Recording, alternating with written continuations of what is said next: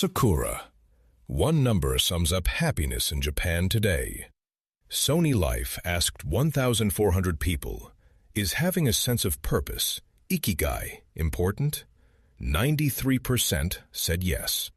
But when asked, do you actually feel it?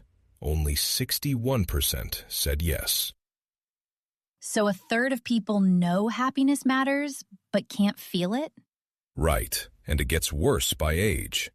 Teenagers, 74% feel Ikigai. People in their 40s, only 52%. A separate survey of 3,000 workers found job satisfaction in the 40s is the lowest of any age group. The 40s sound really hard. They are, but here's the surprise. Things get better later. Do older people really become happier? Yes, a nationwide survey found that overall, 55% of Japanese people say they're happy. But women in their 60s and 70s, about 70%. Men in their 20s through 40s, below 40%. Dentsu's senior lab surveyed 1,800 people aged 55 to 79. Loneliness peaked in the late 50s. 36% felt lonely often. By the 60s, it dropped to 27%. By the 70s, only 19%. So the happiest people in Japan have the least time left? Maybe that's exactly why.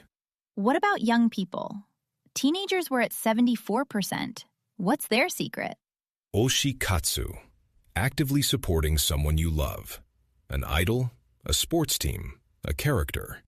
A survey of 2,800 people found those who do oshi-katsu score 67% on happiness versus 63% for those who don't. Their sense of self-worth is also 7.5 points higher. Cheering for someone else makes you feel better about yourself? That's the beautiful part. About 22% of all Japanese people do it.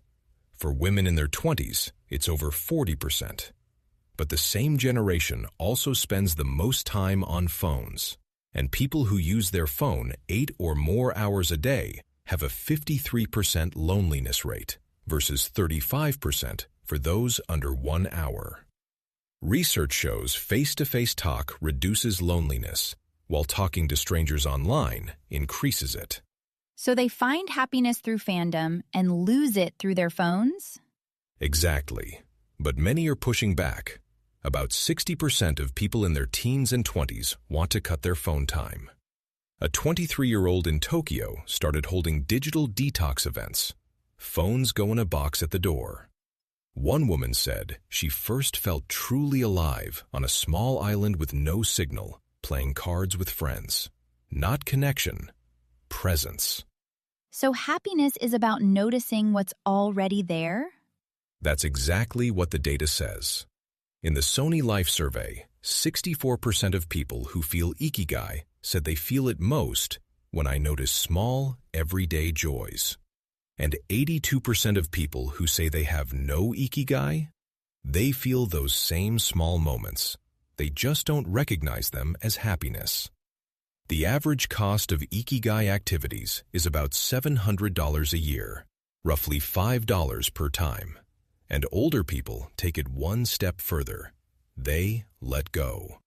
A survey of 2,000 people aged 50 to 79 found that 44% have started Shukatsu, planning for the end of life.